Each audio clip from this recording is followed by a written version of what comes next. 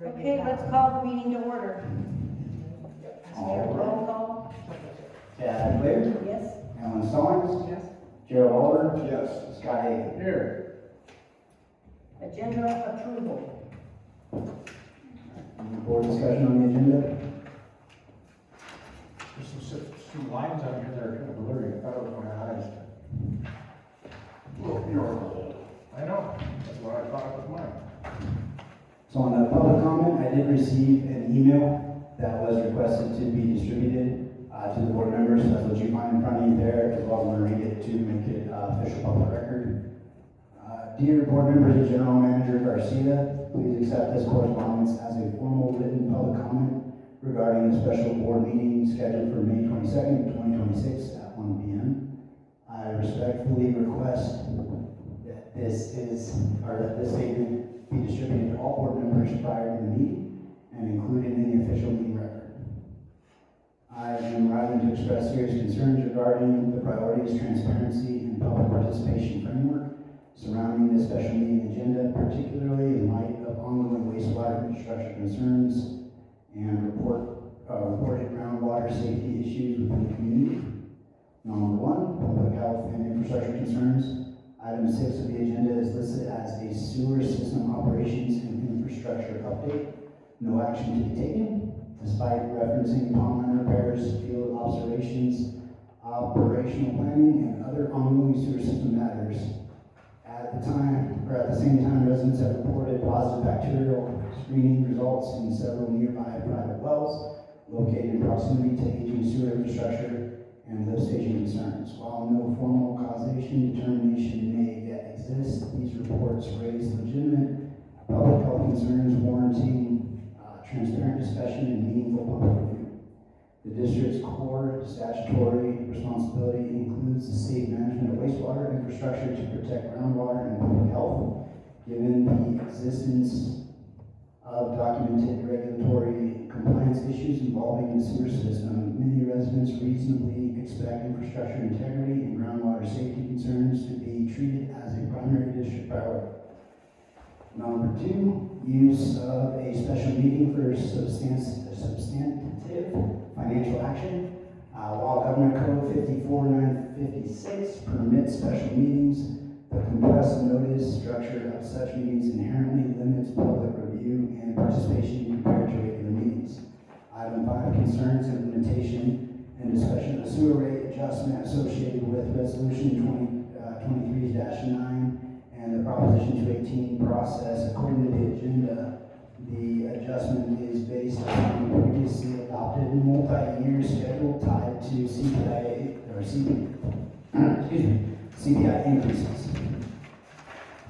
And given that the district already has regular meetings scheduled for June 11th, residents may reasonably question why this matter is being advanced through a special meeting rather than allowing additional time for broader public review of supporting documentation and infrastructure conditions.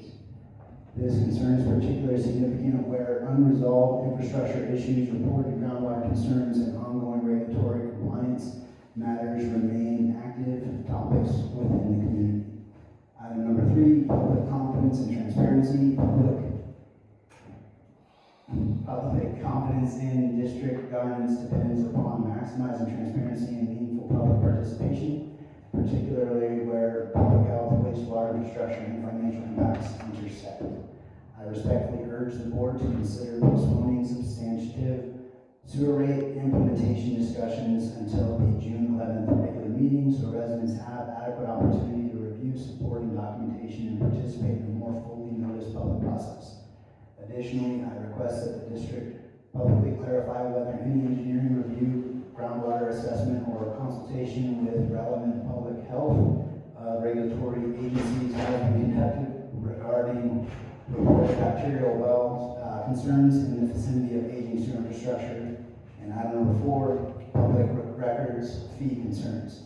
The agenda notice states that agenda attachments may be requested at a charge of 45 cents per page. Under Government Codes 7922-530A, local agencies may generally charge only the direct cost of duplication unless otherwise authorized by statute. The district should be prepared to identify the basis supporting this 45-cent per page duplication. Thank you for your kind consideration of these concerns, and we'll leave that anonymous. We should be addressing, I think, most of these items in the meeting through the different items that we're discussing. So I feel like hopefully most of these concerns and questions will be answered today. The only one that's not on the agenda for today is the one regarding the duplication fee of copies. And I have been made aware that there is a board policy stating that the dollar amount for this, and it may not be the 45 cents, but I have not had time to confirm that just because. Kelly might have something from Neil. Okay. And that would be based on our old copier, not the new copier. Okay. So it might even be higher than 45 cents now. Okay. If that is But the case, Neil we need should- to find the board policy and we need to amend it and make that adjustment. Okay. But on the list of priorities, it didn't quite hit this week, so I apologize for that, but we'll get on that. Everything else I hope to address today during the meeting.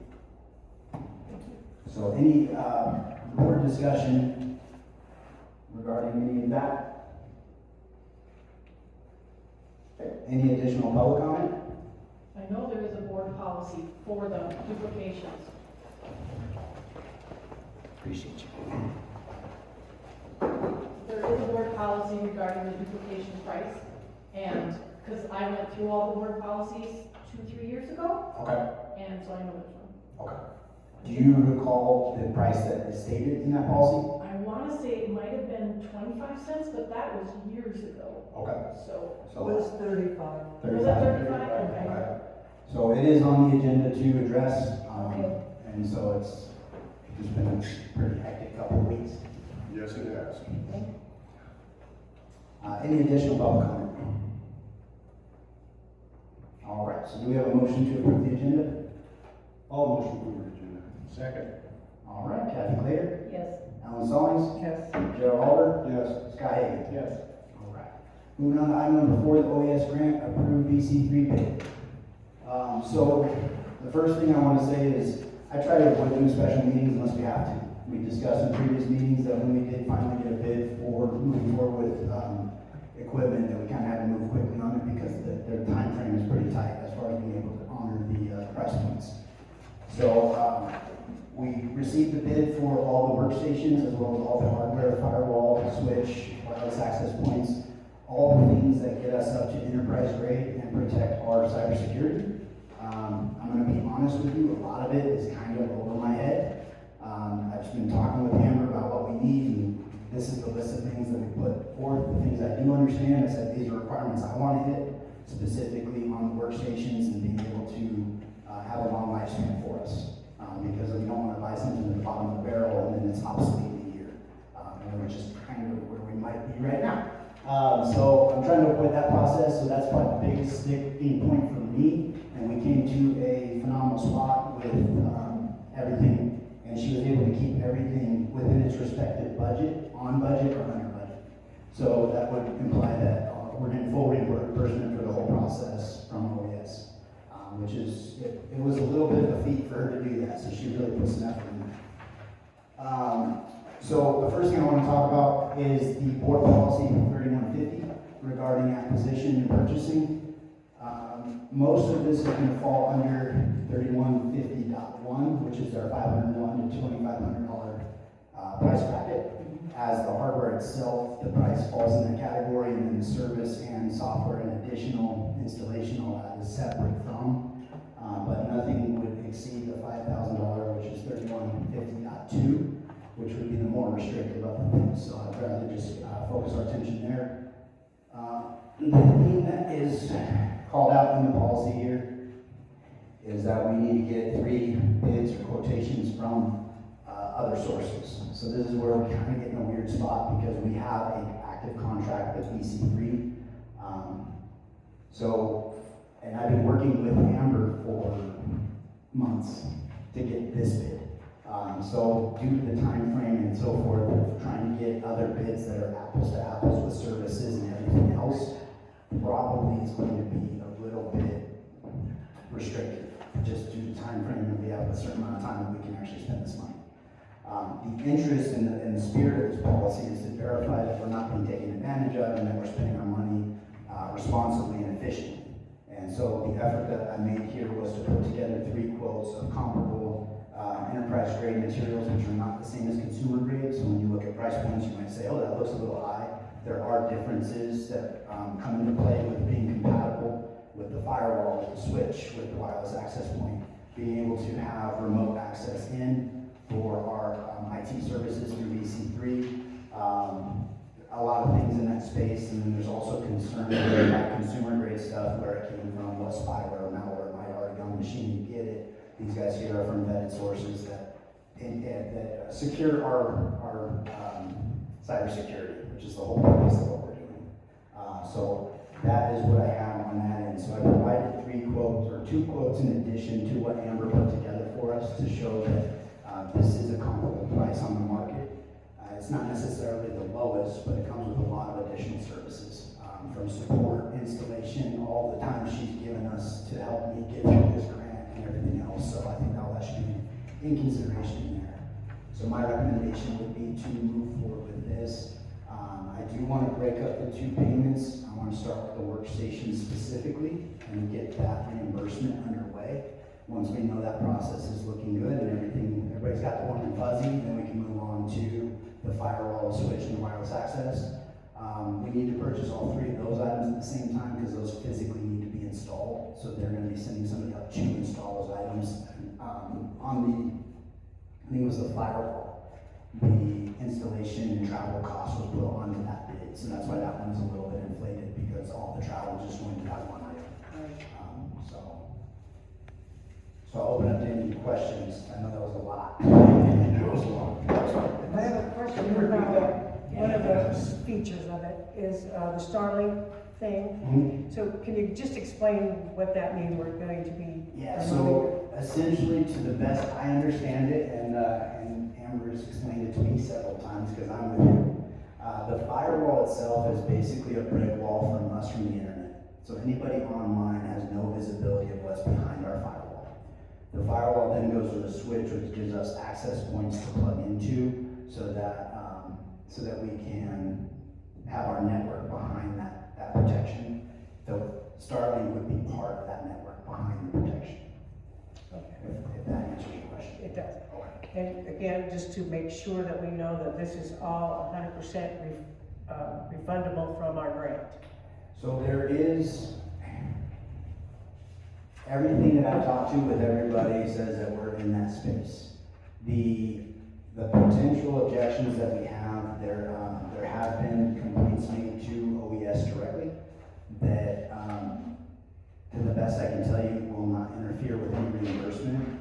But until we actively send out further requests, I will find out. I talked to Nikki. She said there's no reason to believe that would be the case. I talked to Amber. She also said from her experience that would not be something that we'd be nervous about. But part of me is being cautious enough, and that's why I want to split up the payments between the 2. Mm-hmm. The reason I'm focused on the workstations is regardless of whether or not we go forward with everything, we need workstations. So I feel like if we end up being on the hook for that money, we don't get reimbursed, it's something we really need anyway, and then we can evaluate whether or not the rest of it is something we want to go out of pocket, but I'm hoping that's not the case.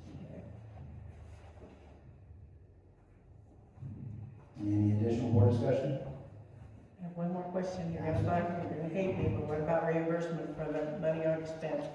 So I have not had a chance since last Thursday to actually put that through. It's been a pretty hectic week. I apologize. Okay, thanks. I know you're on it, but it's just something in my head. I want to make sure we don't I hear it forget. every time. Thanks. I appreciate you following up on We don't want them to not lose it. it. Yeah. So to clarify on that, we have until August 31st to spend all the 2022 funds, and we have until December 31st with a potential extension period for the 2023 funds. Perfect. So we're not there yet. But So with it's approval, coming. then you will go ahead and order all the workstations right away. Yeah, Okay. and then they'll be moving forward with that. Okay. The purchase order together, per the policy, we need to get a purchase order that the board signs, so I don't know if that's just the board chair or if it's all 4 of you, but I'd say to cover our bases, we'll just have all 4 of these. Right, Yeah. yeah. And the turnaround time? Turnaround time is approximately 1 month from the time they order it, they receive it in 2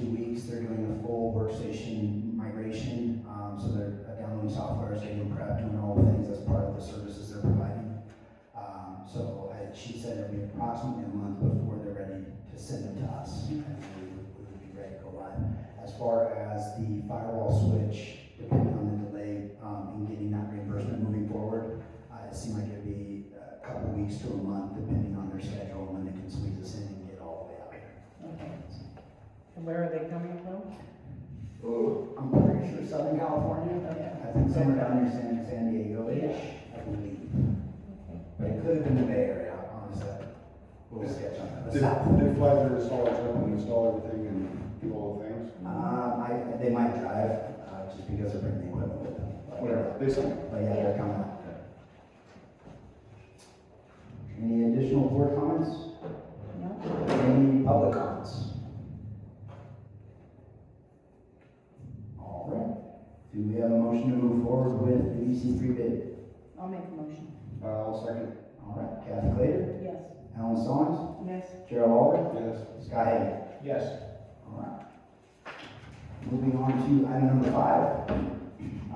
So with item number 5, we've got, there's been kind of a lot of communication around the community and so forth, but ultimately what we have is we have a resolution that was passed in 2023 that stated that we were going to do rate increases over a period of time, and we're still within the statute, the time frame of that agreement. The reason I would like to bring it before the board is we're all new. None of us were here when this was voted in. So what I would like to do is do a vote on whether or not we want and consider this to be legitimate, whether or not we want to move forward. Based on my personal engagement with what's going on in the district, I do think the extra funds are not only warranted but necessary.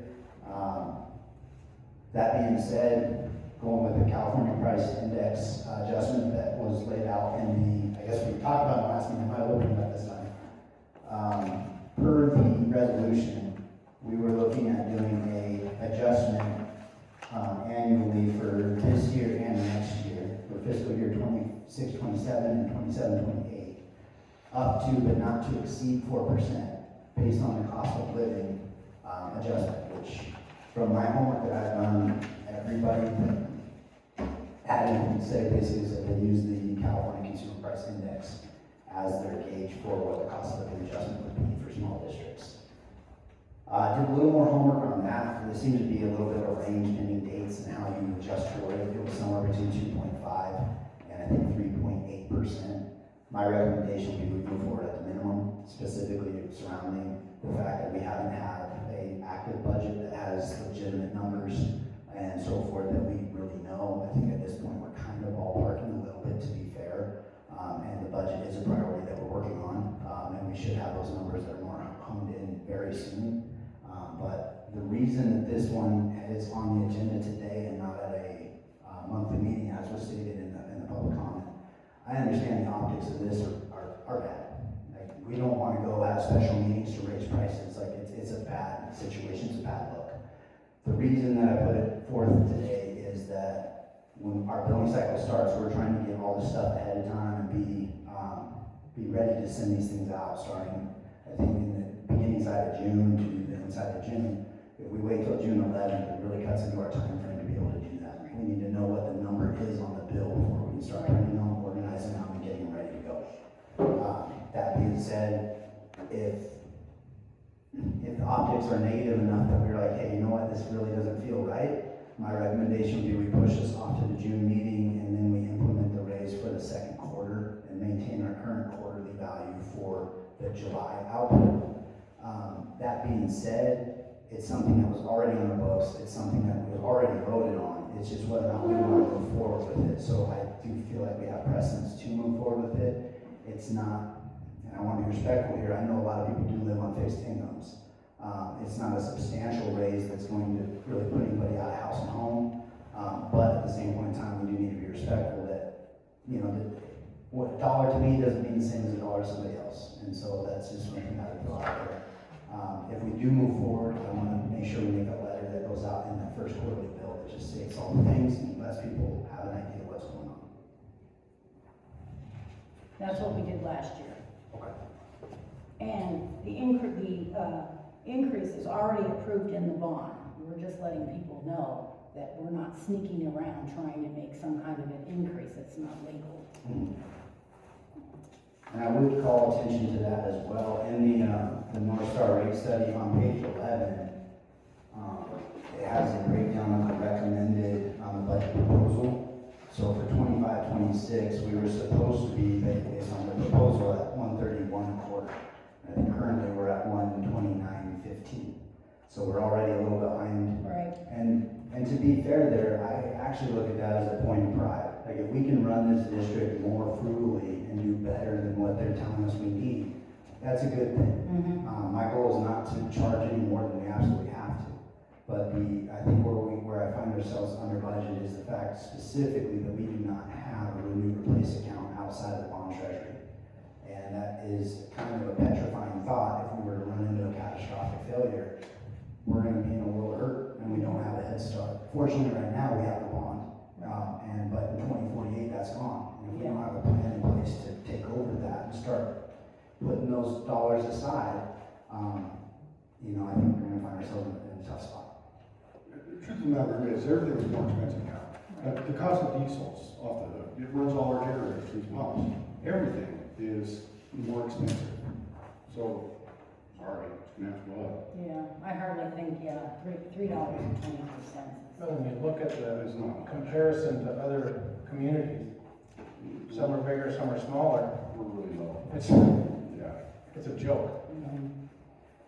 And I think what Scott's referencing there is actually page 12. When you look at what Spalding is paying compared to comparable districts, we are under, and again, I would look at that as a sense of pride.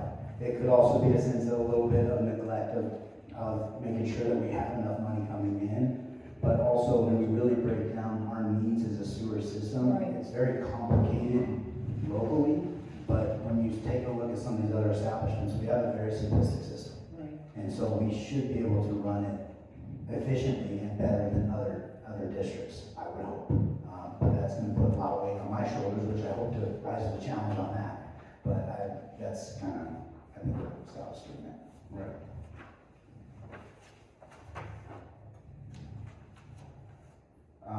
Did I read the, we haven't got to public comment. Any additional board comment? I did also receive a public comment regarding item number 5. Under California Proposition 218, all revenue collected for the sewer system must be used exclusively for sewer-related expenses.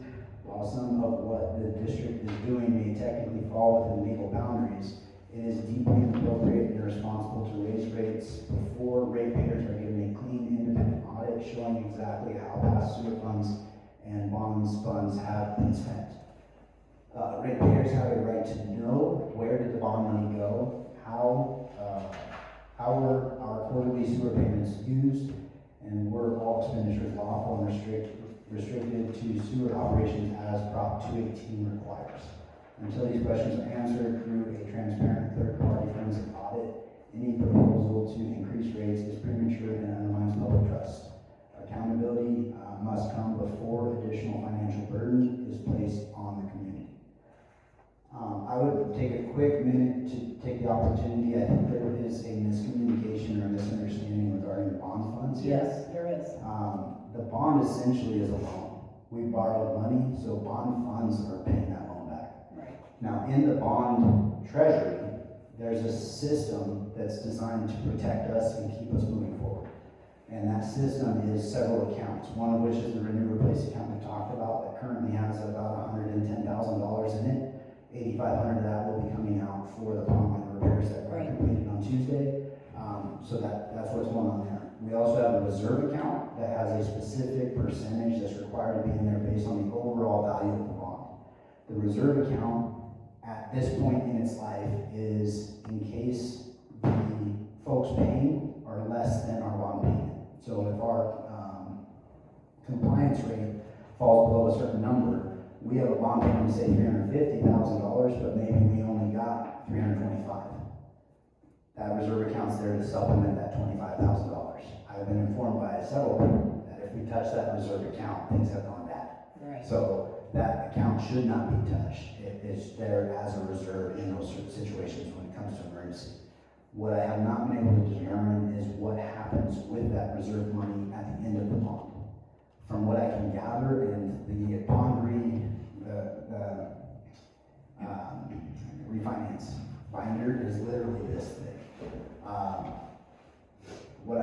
assume would happen would that reserve account would probably start to supplement the payments at the end, so that those payments were less. Worst case scenario, or best case scenario really, would be if it didn't do that, then that cash would become available to the district once the bond was paid off in full in 2048. But again, that's down the road enough that we can't really count on that. Right. So, and then we have I'm sorry, I got derailed there a little bit. And then another account is our payment account, where we actually make our payments from twice a year. There are 3 other accounts that, from what I gather, are dormant, and I don't know if they were being used prior to the refinance, and then they just kind of fell off, but they're still technically there, but they have a 0 balance. The reserve account, just for transparency purposes, based on the percentage that's required based on the bond value, is approximately $470,000, which is full. So that is there, and it's required to be full. It's one of the first places money goes to establish a reserve account as our backup plan.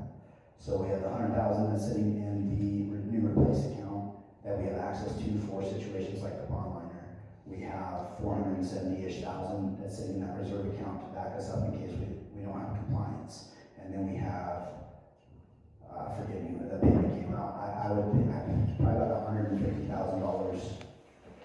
in payment account that's going to supplement our next payment. And we still have funds that we received in January that have not gone to the bond treasuries yet, because we were working with the county to find out how much of that money actually goes to bond versus fire, which was not really understood properly. And so it's good that we held on to that so we can make sure the money gets in the right spot. That was a long derailment on that one item, but hopefully that provides some sort of clarity as far as the bond is not money that we have access to short of the renew replace account. Right. Any additional public comment?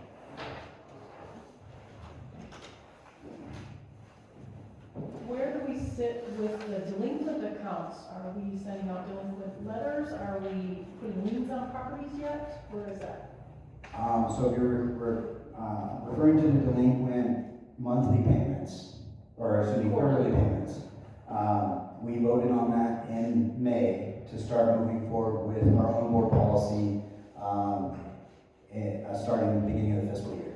So people who are 30 days behind will receive people who are 1 quarter behind will receive a late payment notice and a late fee. And then at 2 quarters behind, they get an additional late fee.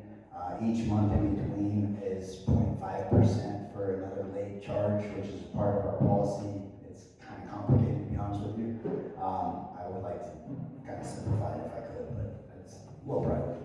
But that is an active process that we're going to be starting July 1st, and making sure we're communicating that to folks in the letter on that bill. Any additional public comment? Board comment? No, plus we have the availability to also disconnect them if they're way behind, correct? Yes, so we have airbags Yeah.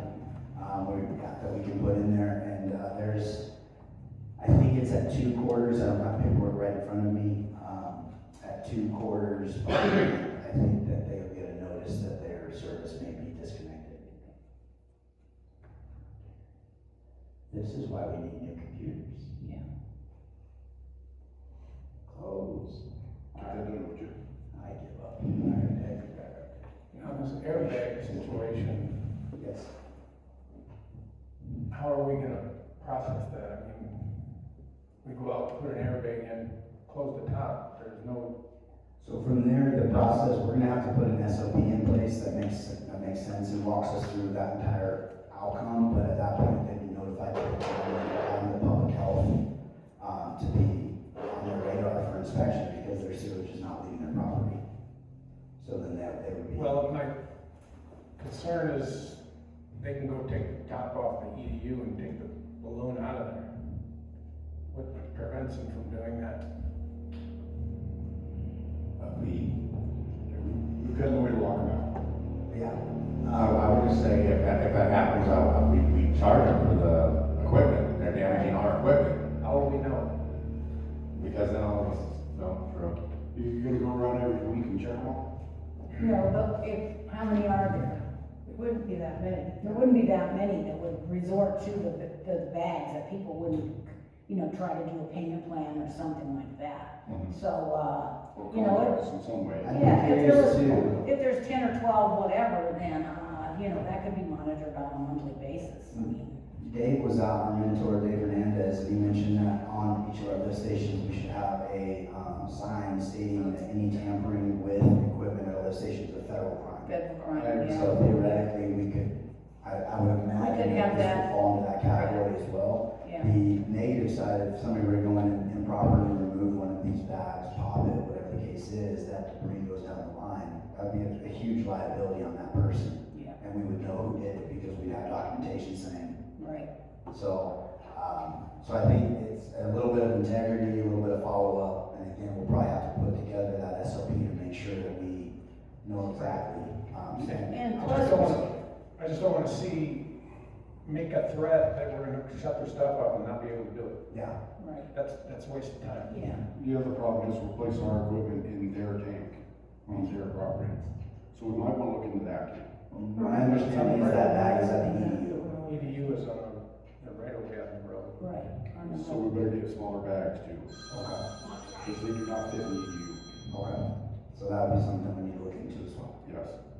And then plus, once we do that, then we have to turn those people over to the health department. Yes, And they can condemn those properties like within 30 days. Nobody will even be able to live there. yeah, So they're gonna they're gonna have a rude awakening. That information should be put in the letter also, so they know that, Absolutely, there are yeah. definitely consequences for living up here for free. They're gonna red tag your house.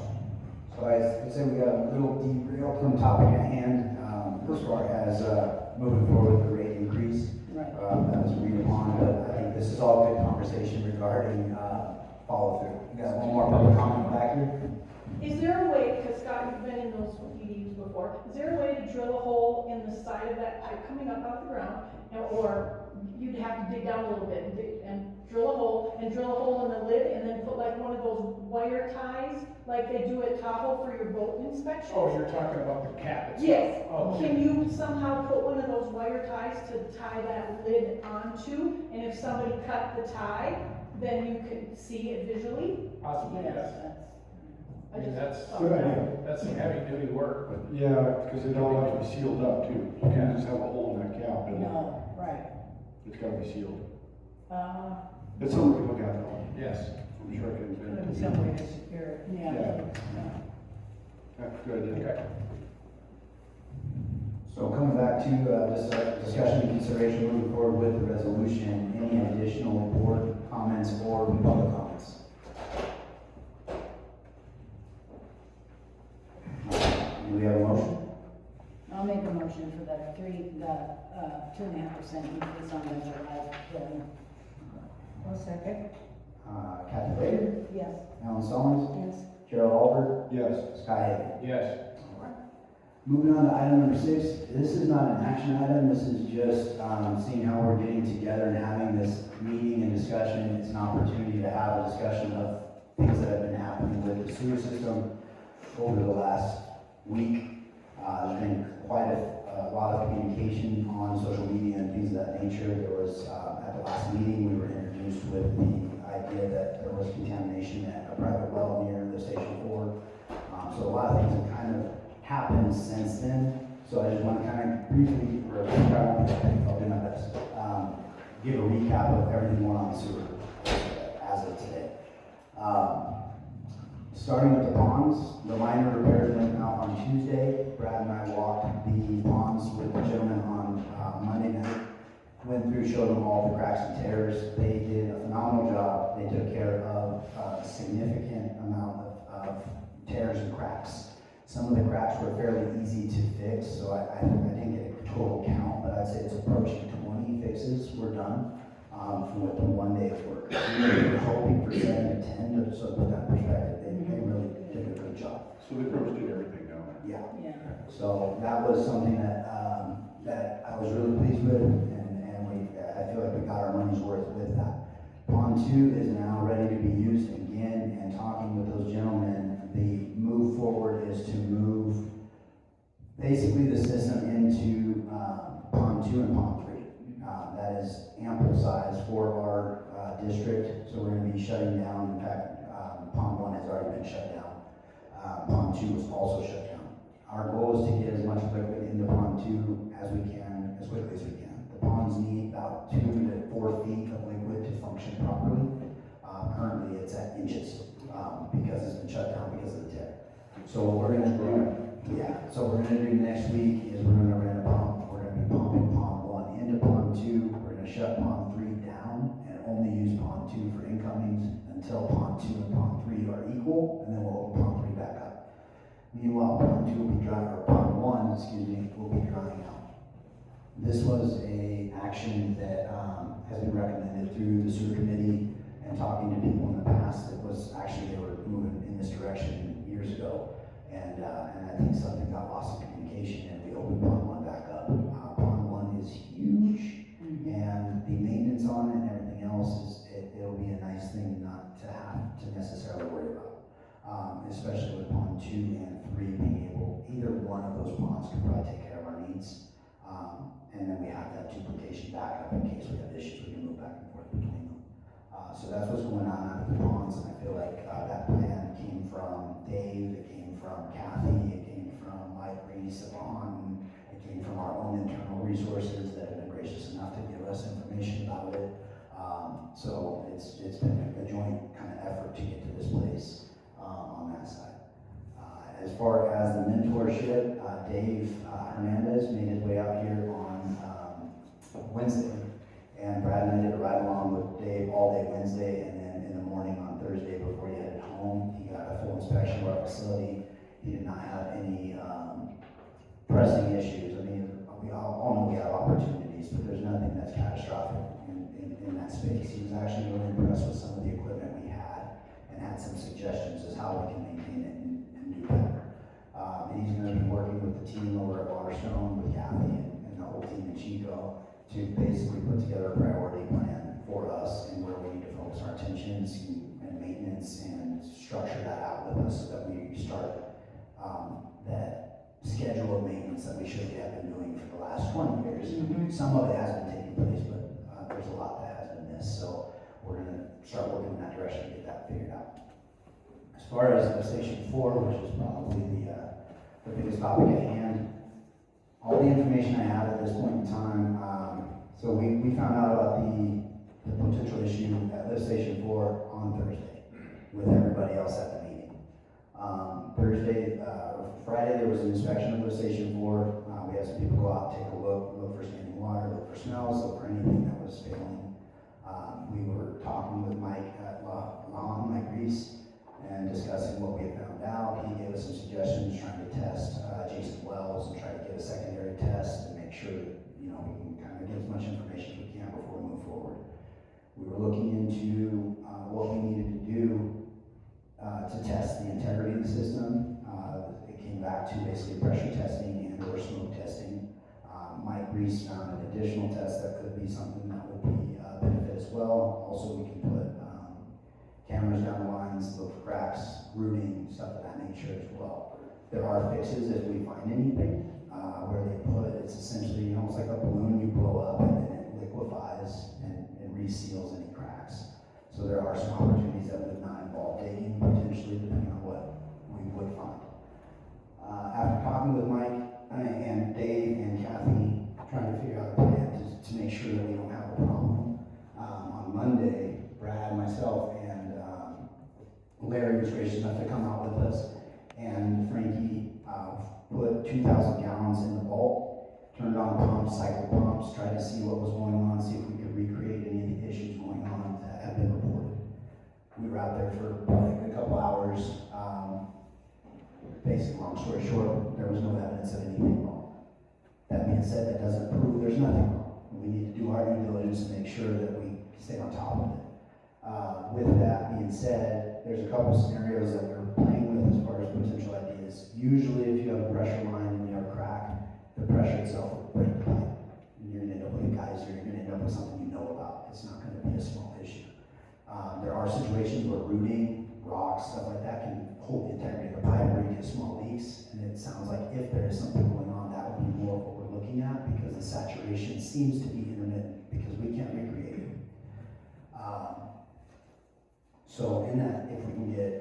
pictures from people, at the lift station, when they see stuff happening. We've been inspecting it daily, multiple times a day since we've heard about the thing. So we're trying to make sure that it's not an issue on our end. I did talk with Dave, the homeowner, regarding the test. So they had the test done, tested positive. They had Smith's pumps come out and do a test. I don't know if they did the test themselves and submitted it to them, or if Smith's actually did the test specifically. The home test, there's a lot of failure points that can happen, and false positives are not uncommon. That being said, with Smith's pump, after they treated the pump and they chlorinated it, did the flushing process, it tested clean. So every piece of evidence on that side, from where I stand, seems like it was an isolated incident within that well. That being said, I have heard reports of, I think, 2 additional positive tests for E. coli within the community, one of which was not local to that area, and I don't know where the second one was. So, it was 7 homes now. 7 homes, okay. So That is not uncommon to have. Those bacteria are in our ground, and if people do not maintain their own systems and have them tested regularly, you just can't move to this kind of an area and have a well and think you're gonna live there for 10 years and not do a damn thing. And so going down that path and looking at, I kind of did a lot of homework this week regarding potential outcomes of testing. The number one reason that seems to be pretty conclusive would be groundwater runoff. If you have a crack in your cap, right? You know, there's a lot of just rainwater runs in there, maybe it has animal urine or whatever the case is. There's a lot of ways this can happen. Crack casings can also cause this. Your own septic having a problem can also cause this. So there's no reason, as far as where I'm at, from what I've seen with Lift Station 4, to say that we have something catastrophic happening there. That being said, we're obviously going to monitor it, and I'm looking into following up with Mike regarding which of the 3 tests make the most sense. Those tests probably should be done anyway, as a scheduled maintenance part of our SSMP, and I'd like to do all 4 of those lift stations sequentially, starting obviously with Lift Station 4, seeing how it seems to be a concern. But we need to kind of figure out what is going on in that space. I feel like there was more to that. There's a lot. So I'll open up for board discussion.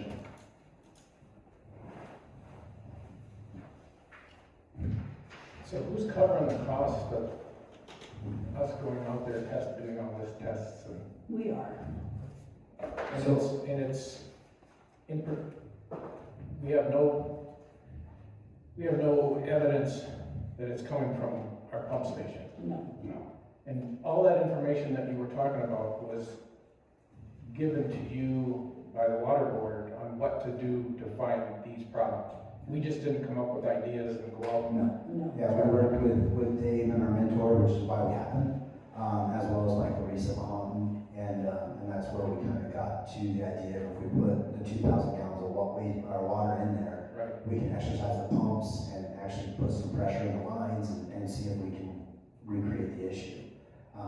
Because at the end of the day, if we have an issue, we need to fix it. So it's like the faster we know about it, the better. Oh, absolutely. So one of the things that was discussed, I don't think I got to this, was on the pressure line, that would obviously be the geyser we were talking about, where you'd actually break the line. You also have coming down the same direction, but in the opposite flow, the gravity line. So on that street, you have gravity flow coming from both sides and the pressure going out. So theoretically, on the gravity side, there could be a small leak there, but it's weird that you would be able to get that much saturation to have visible moisture at the surface. I mean, that wouldn't be consistent, like, because there's not like a change of flow from the gravity lines that is dramatic enough that would do that, to the best of my knowledge. And maybe it got drier, maybe it got hotter, and that's why the saturation just came below surface level, so we can't see it anymore. And that's all the things that we need to look at. Another test was actually putting cameras up, both the pressure line as well as the gravity line. That was suggested from Michael as well. But I'm working with Michael to figure out exactly what we need to do good spot. When I did speak to him, it's worth mentioning, sorry to cut you off. When I talked to him on Friday, he was very concerned as the first issue before the sewer went in. This was kind of what happens. You started having pop-ups of these test positives for E. coli. By the time I talked to him yesterday, right after the meeting, he seemed like his concern level had dropped to almost zero. He's like, at this point, we just need to make sure that we're doing what we need to do. His concern was more focused on how we support the homeowners in the area and make sure that we can get their, help them with their, getting their wells tested, whether that's financially or just, here's some But that well is a context. responsibility of the homeowner. Yeah. And maybe we need to put some literature out at the next meeting, because it's not just the well, it's the septic system too. A lot of these septic systems have not been pumped since they were originally put in, and when was that, 2008? Not only that, but they pull Or the, filter not a lot of clean. them pull the filter and Yeah, that goes right out to the pond. Causes more grief. That was something that was discussed with Michael as well. He mentioned that a lot of what he sees is it's probably an education concern. yeah, And talking with Dave as well, he mentioned to me that there was some maintenance on the well that he just was not the homeowner. Yeah, in question. There was maintenance on the well that he just wasn't aware of. And so what I was looking to do was hopefully put together some sort of best practices, Right. some sort of educational for not only. yeah, for the next meeting, make well, people aware. I would like to put it as a living document on our website, Okay, so we that's can fine. refer people to it at any time, new people moving into the area, say, hey, this is Yeah. best practices for maintaining Yeah. your well, this is best practices for maintaining your septic. Yes. And I do think there is also a miscommunication and some misguided understandings that I think there's a good chunk of people out there that really think that we handle their sewage. Yeah, And we need to make sure that education is taking place too. Like, Right. you need to pump your septics, you're in charge of all of your solid Yes, waste. We are yes. only taking care of the effluent waste. And Keep so, their filters. and keep your filters clean. and That education creates of why that's bacteria in your important. own yard. Absolutely. Have we done any checking on flows from months past up to now that we have a problem on that particular? So we went through, Brad could probably speak to this as well, we went through all the daily flows and such, and there was nothing that indicated there was anything different happening. I think you should grab one. So that was kind of our first thought, was like, is there any flow rate? Because we have daily flow rates that go through there. Most lift stations are pumping approximately 2,000 to 4,000 gallons a day. On a normal day, obviously this weekend will be different. But it's been within that the entire time, so. So there's no flags there. There's no flags there. Now, doesn't necessarily say that takes care of the problem, because. No, the no, flow rate I'm itself, just wondering if there's. where the sensor is matters, because if it's leaking past the sensor, the flow rate's gonna be consistent, but it's leaking outside past it. I did talk to John Dinsmore as well at Aqua Sierra. He's our SCADA representative. And I was just asking, is there anything that we have in our system that would help us get more information? And he said, basically, your daily flow is the best you can do. There's enough, I'll say, wiggle room with those numbers that unless it was a fairly large leak, it'd be really hard to figure it out. Sure. Just because of the way we calculate volume to the ponds, you have to calculate the evaporation rate, volume of the ponds, the volume out of each lift station, and each of those things has a little bit of wiggle room. So by the time you get to that number, you could be talking several gallons off would be easy, probably 30 or 40 gallons could be something that would be in that wiggle space. If it's on our side and it's affecting 7 wells, Are they all in that area Well, for? Martin's coming out on Tuesday to test all of them. where are they? Are they in this area? Pump 1, pump 2, pump 3, and pump 4. Oh, so they're all over. So it's just normal brown. Yeah, It's normal brown bacteria is what it is. It's a well. Yeah, it's a well issue. Well, that's good that they're coming out. Yeah, it is. Yeah, That's it's good. good. That was That another puts it thing. back on homeowners. Yeah, so initially talking with Michael Macy, talking with Trevor Miller, was kind of up the chain of command, and then they were on call over the weekend with their supervisor to make sure that they were following up with any potential issues. One of the things that they were trying to push through was getting pressure on the county to come out and help out, and the county was kind of in a weird spot where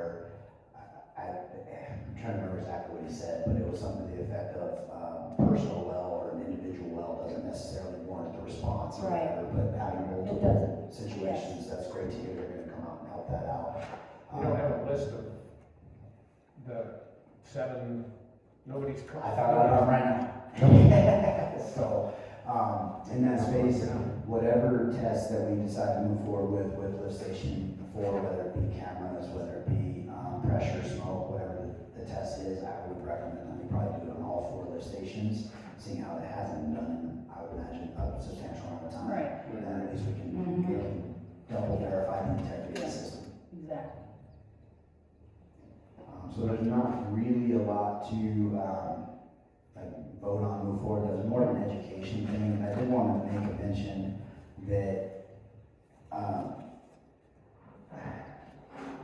it's a struggle in a lot of, I mean, I understand the panic and the concern and the confusion that happens, like, people hear stuff around town, and it creates a lot of drama, and it creates a lot of angst. Yeah, but these are people that don't even know anything about these wells. They've come from other areas where they have regular water systems that are chlorinated all the time. You can go over to the water district. They test that water over there once a month, and when you turn on a tap water over there in the water district, all you smell is chlorine. That's how precise those city-type systems are. So, yeah, and just in the spirit of that, I think it's just one of those things where I just like to say out loud, these are things we take seriously. This is something that we want to monitor. Absolutely. There's nothing sinister happening in the office over here. We're doing the best we can on that end. And so I would request a little bit of grace in that space on the public side. If you hear a thing that sounds like, you know, we don't care, push back a little bit, we do care. You know, we take it seriously, we want to make sure that your drinking water's safe, we live here too, we want to make sure our drinking water's safe. We need to get people to come in that have these problems and report them. So Absolutely. we have a record of who they are, when it happened, what, you know, everything about it to help us take care of this. Yeah, what test did they do? Where did they get the water I mean, they're sample popping up, from? I heard 1, now there's 7, it's like, okay. And I think it's easy to get like quick to defense where, oh, it's not us. But I don't want that ever to feel Well, it's like. not necessarily what we want. Exactly, and I want the perception out there to be that if there's a concern, we're taking it seriously. And I think that, to the best I can tell you, and I'm not a grade 5 operator, but we've done a lot of things over at the station 4 this week to try to recreate this problem, to try to figure out exactly what's going on, if there is one. We do have a emergency response plan in place, ready to go. We have people to call. We have a spill kit. We have that structure. That was one of the first things I wanted, because you never know when an emergency happens. I'd rather be prepared. So Brad was diligent about putting together a emergency response plan and contacts and make sure that they're 24 hours. We can call them. They'll be here in a couple hours. Nobody's local. But right now, I mean, we have evidence out there, but we don't have an emergency that we can really point somebody out and say, fix this. Right. So there's enough vagary that it could be us. I don't see any evidence to support it, but we also don't want to just shut everybody down and think that the district doesn't care. Yeah, we absolutely need to look into it. Can we give some information from the water board or something on what people are supposed to do with their, something official from somebody else besides us saying, clean your filter, do this, do that, do that? That is my goal for the best practices, where I can actually reference outsources that say like, okay, this well manufacturer recommends doing chlorinating once every 2 years and flushing your lines. Even in that process, there's misunderstandings where there's a specific amount of time you're supposed to let the chlorine sit. There's also a different process, I think, for bleaching. So all these different things to maintain your well, it would be good to spell that out and also have references and say, hey, you know, these are companies that are willing to come out here and do this and have done it for other residents, you know, and If you have a question, call this number. Exactly. And I We think that, can put something like that on the internet, yeah, on the webpage to give So that people people have easy access. and I think we can do better as far as the education process. I think there's opportunities on the website to make sure that We have homeowners to. have the information they need to be successful. I just want to thank you for your response to our, Yes, appreciate it. yes. All your hard work, Mike, is very appreciated. Yeah, especially over this last week, not only have we had all of this stuff with the water and whatnot, we got 20 emails. Now, how can one person do what he's been doing and answer 20 emails. It's impossible. Something has got to happen to this community, and this has got to stop.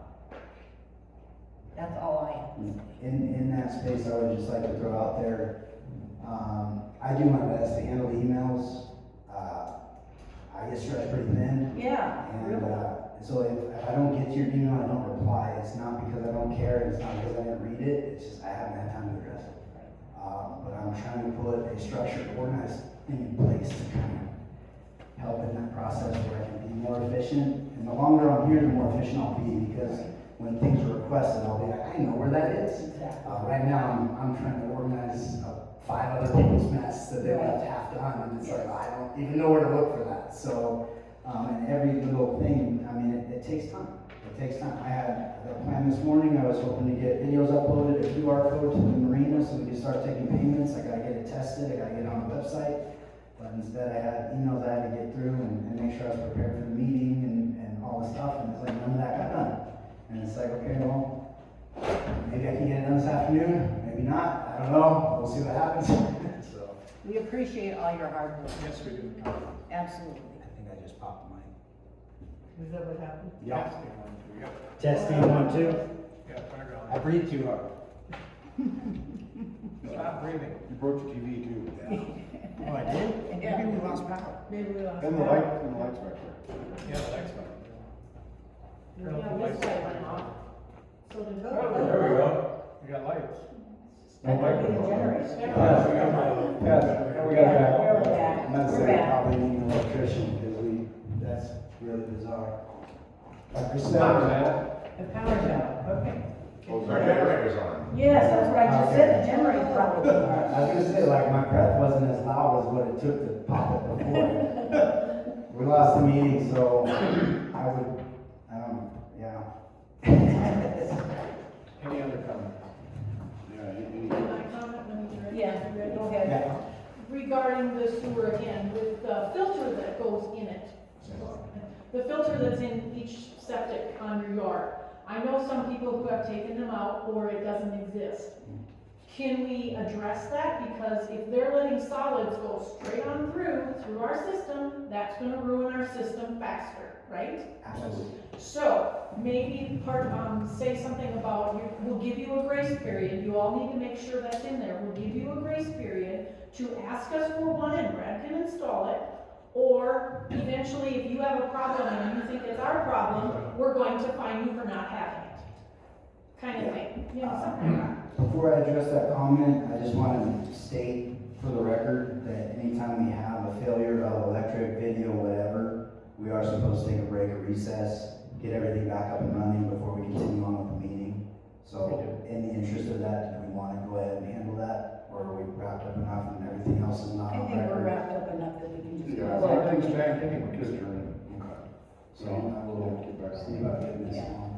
So I would say anything from this point forward would not be official public record because our meeting shut down and we're back at it. So I can't adjourn. Yeah, do you need to get back up so we can adjourn? Yeah, probably. So I can we're back up and recording. So basically at this point, we're just having a conversation. So as far to answer your question, the struggle with that is there's trespassing issues. To answer your question, the struggle with that is for us to inspect filters, we have to be on the property. Right. Which means we have to have permission to be on the property. So we legally can look at the EDU because that's on public space. So there would have to be some kind of agreement, some sort of something. I was thinking early on and try to process that. If we added it to the quarterly billing, that you would get one annual cleaning and whatever the case is, that would give us the opportunity to inspect to ensure those things are there. The reality in that space, we're getting pushed back over $3 a quarter. Yeah, The cost that would go Right. with having Brad do that for 832 units would not be supported by the community. he can hardly even keep up. And not to mention, frankly, I don't know that we could do that with one guy. We might have to have We'd have to hire another guy. Yeah. So,